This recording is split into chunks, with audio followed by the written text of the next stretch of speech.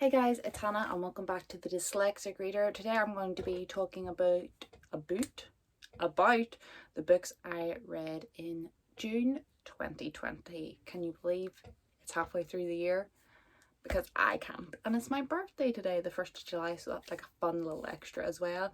But I didn't read a lot this month, mainly because I got married this month. So there was a lot of last minute wedding things that have to be done. So I got 5 books read, which is still pretty good. It's not my worst month of the year. January was the worst month of the year still in terms of book numbers and page numbers.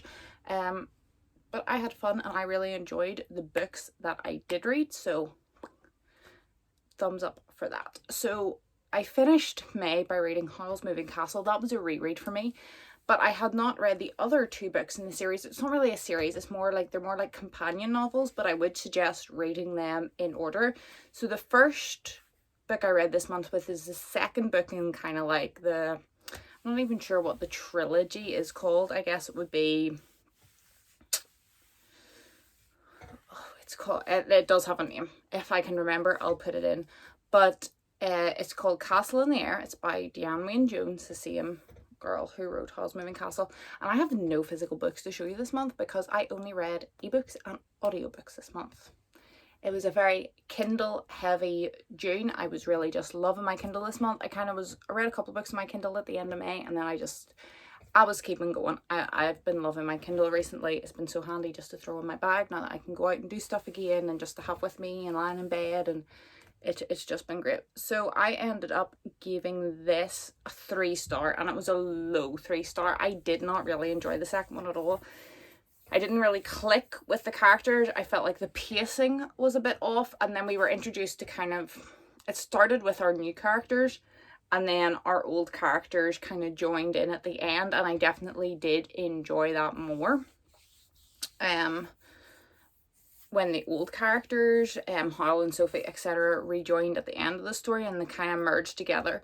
But the start of the story I just found like really weird, and I didn't get the motivation really for the characters, and it just felt a little bit off to me, so that wasn't great. But then I read the third one in the series, which was The House in Many Ways, and I really enjoyed this. It was super fun. It got a 4-star from me. Again, well, Howl and Sophie and the clan are more present, not right from the get-go, but they come in a lot early in the book, like in the first third, and I really enjoyed the story. It was very library based. There was a library in the story, and it was just fun and whimsical, and I thought that the characters in this were very believable. I thought they weren't necessarily lovable, but they were good characters. They were well written. Their motivations, intentions, and backgrounds were like really well set out. So I really enjoyed that, and it was like a fun wee plot that all came together at the end. If you haven't guessed by what I'm talking about, because I guess I didn't summarize the first one, it's hard to summarize second and third books in terms of plot.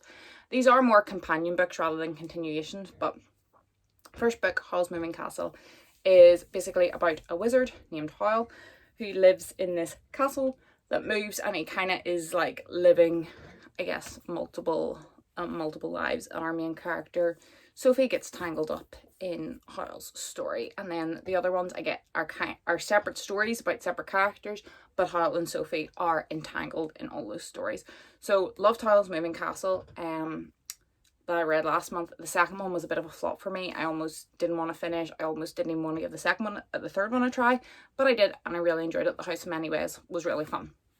Then, off a recommendation from Sir Booksage here on YouTube, I love Jurassic Park the movie. It is, if we exclude like animated movies, because I'm like a real animation fanatic, not like in terms of art, like I love the art of animation. It's really intriguing to me. So if we take out animated movies, Jurassic Park is in my top 5 movies of all times. I really, really love it. It might be in my top 10, including animated movies.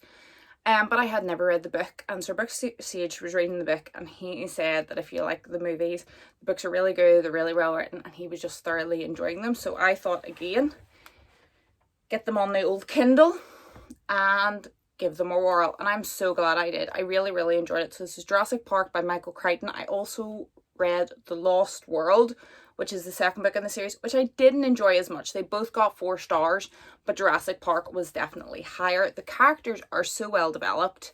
I really enjoyed that. It really is science fiction. It's very heavy on the science. But as someone who really enjoys science, I thoroughly enjoyed that. And I thought it just delved deeper into the story. The Lost World, I have not seen the movie of The Lost World, the second one, in, I don't know, maybe 15 plus years.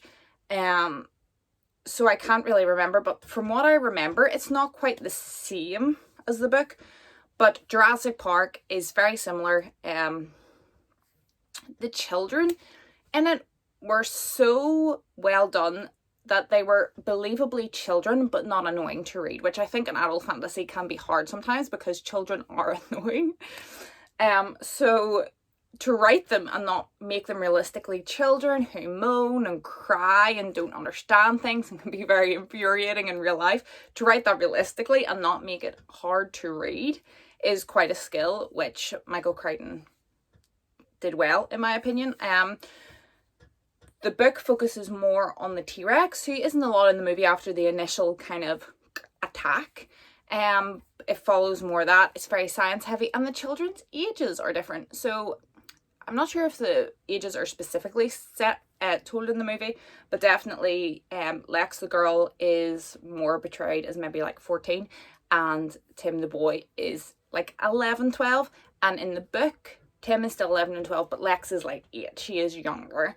Weird change that they made for the movie that I didn't really understand, but again, 8-year-olds can be very whiny, and I'm not sure you would want to have them in that situation. I don't know why they changed that for the movie, but other than that, and obviously there's a lot more in depth in the book than the movie. It goes more in depth, there's more about the T-Rex, it's more sciencey, but other than that, it follows it pretty closely. And then The Lost World is just a continuation, but to what I remember, it's not the same as the second movie. But still really enjoyable, both 4 stars, but I definitely enjoyed Jurassic Park more. I thought that The Lost World kind of started weirdly. There's a main character in Jurassic Park, the book, that dies. He's not ripped to shreds or anything. He just gets an injury, and then they kind of say like he was not able to be saved. But he comes back at the start of Lost World, like it was clearly never planned to be a second book, and they're like, oh, he didn't really die. We thought he died, but once we got him to hospital, like he recovered. So I'm being shouted at by my laptop again. I need to get going, so I'm gonna pick up the pace. But so that was kind of weird, and I didn't think the characters were quite as... In Jurassic Park, they give you a good sense of the backgrounds of the characters without specifically going in, but the way the characters were described were very like, I know this person. I'm not sure Jurassic World or The Lost World quite had that for me, but still super, super enjoyable. And if you like the movies or if you like science fiction books, I definitely would recommend these because they're just well done and fun. So it's hard to beat that.